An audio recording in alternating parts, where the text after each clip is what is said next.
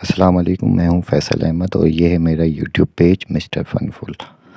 میرے چینل میں بیان، تلاوت قرآن اور انفارمیشن ویڈیو ہیں، لہٰذا آپ لوگوں سے گزارش ہے کہ چینل کو لائک، سبسکرائب اور ویڈیو کو شیئر ضرور کریں۔ شکریہ۔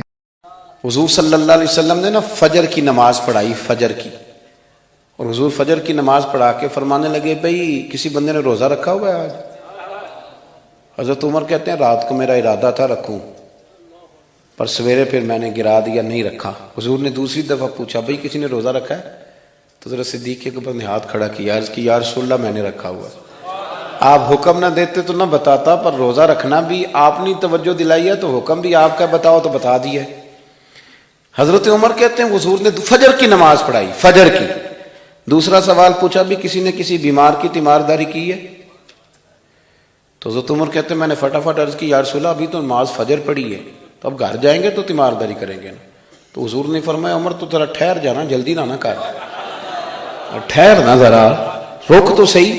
تو حضرت عمر فاروق رضی اللہ تعالیٰ عنہ فرماتے ہیں میں چپ کر گیا، حضور نے فرمایا بتاؤ بھی کسی نے تیمارداری کی ہے؟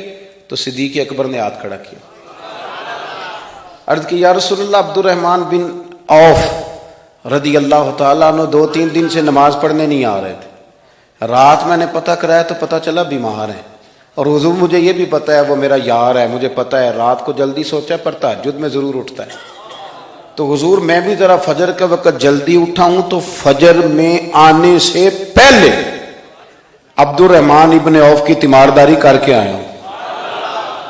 حضرت عمر کہتے ہیں میں نہ ہلکا ہلکا ڈھیلا پڑ گیا۔ حضور نے تیسرا سوال پوچھا، فرمایا کسی نے کسی مسکین کو کھانا کھلایا ہے؟ کھانا کھلایا ہے کسی مسکین کو؟ حضرت سیدنا عمر فاروق کہتے ہیں میں نے پھر عرض کی، میں نے کہا یا رسول اللہ ابھی تو فجر پڑی ہے، گھر جائیں گے کوئی چیز لیں گے تو کھانا کھلائیں گے۔ تو حضور پھر مسکرائے، فرمایا عمر تو ذرا ٹھہر نہیں جاتا، ذرا ٹھہر نہ، ذرا نظارہ تو کرنا، گویا یہ شان صدیق اکبر کا جلسہ ہو رہا، ذرا ٹھہرنا۔ حضور نے پھر پوچھا بھی کسی نے کسی مسکین کو کھانا کھلایا ہے؟ تو حضرت عمر کہتے ہیں لوگ سارے دائیں بائیں دیکھ رہے تھے اور میں چپ کے ابو بکر کو دیکھ رہا تھا، کہ مجھے پتا تھا کہ بولنا اسی نہیں ہے، اور دل میرا کر رہا تھا کہ کہہ دوں دیو جناب جواب، دل میرا کر رہا تھا۔ وہ سمجھ گئے تھے کہ سونا راضی کن کاموں میں ہو، بس یہ نقطہ انہوں نے پا لیا تھا۔ حضور نے فرمایا بتاؤ کسی مسکین کو روٹی کھلائی ہے؟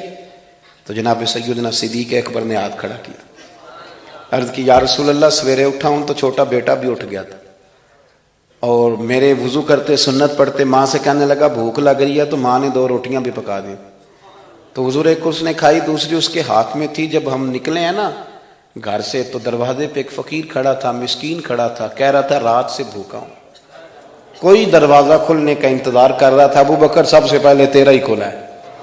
تو حضور میں نا اس مسکین کو ایک روٹی کھلا کے آیا ہوں۔ حضرت عمر فاروق کہتے ہیں میں نے گردن جھکا لی، اور میرے رسول کریم نے فرمایا اے اللہ میرے ابو بکر پہ رحم فرما، اللہ میرے ابو بکر۔ وہ سمجھ گئے تھے، مزاج شناست سمجھ آ گئی تھی کہ حضور کن باتوں میں، اور نہ اپنے اوپر وہ سارا کچھ طاری کر لیا تھا انہوں نے، طاری، ان کی ادائیں بالکل ڈھل گئی تھی نبی پاک کی اداؤں۔ 3 دن وہ غار ثور میں رہے تو ہمارے صوفیاء فرماتے ہیں کہ ان پر تجلیاں بھی پڑی محبوب کی معرفت کی۔ جب مدینے آئے نا نبی کریم کو لے کے، تو کچھ لوگوں نے حضور کی زیارت کی تھی، کچھ نے نہیں کی تھی، تو کچھ آتے تو نبی پاک کی دستبوسی کر کے بیٹھ جاتے، حضرت ابو بکر سے ہاتھ نہ ملاتے، اور کچھ صرف حضرت ابو بکر سے ہاتھ ملاتے اور حضور سے ہاتھ ہی نہ ملاتے۔ میری بات پہ توجہ ہے آپ حضرات کی؟ تو کچھ لوگوں کو نا شبہ ہونے لگا، وہ معاذ اللہ سمجھنے لگے کہ شاید یہی اللہ کے رسول ہیں۔ حضرت صدیق اکبر یہ کیوں شبہ ہوا؟ تو ہمارے محدثین فرماتے ہیں کہ ابو بکر صدیق بولتے بھی اس طرح تھے جو میرے نبی پاک کا طریقہ، بیٹھتے بھی اس طرح تھے جو رسول پاک کا طریقہ۔ کہتے ہیں انہوں نے امامہ باندھا ہوا تھا تو جو امامے کا پیچ حضور کا ڈھیلا رہ گیا تھا ان کا بھی ڈھیلا رہ گیا تھا، اس طرح اپنے آپ کو مزاج میں ڈھالا تھا، تو من شدی من تو شدم، میں اس طرح ڈھالا تھا مزاج میں، اس طرح کے کوئی فرق نہیں نظر آتا تھا۔ وہ کہتے ہیں جب حضرت ابو بکر صدیق نے دیکھا نا کہ لوگوں کو تو شک ہو رہا ہے، کوئی میرے ساتھ ہاتھ ملا کے بیٹھ جاتے، تو حضرت صدیق اکبر نے کہا کوئی ایسا کام کرنا چاہیے کہ پتہ چلے آقا کون ہے غلام کون ہے۔ اٹھے, کندھوں پہ چادر تھی, وہ اتار کے نا تو حضور پہ سایہ کر دیا. لوگوں کو پتہ چل گیا کہ سایہ کرنے والا کوئی غلام ہے, اور جس پر سایہ کیا جا رہا ہے وہ آقا ہے. کیا خوبصورت نقطہ لکھا ہے مفسرین نے.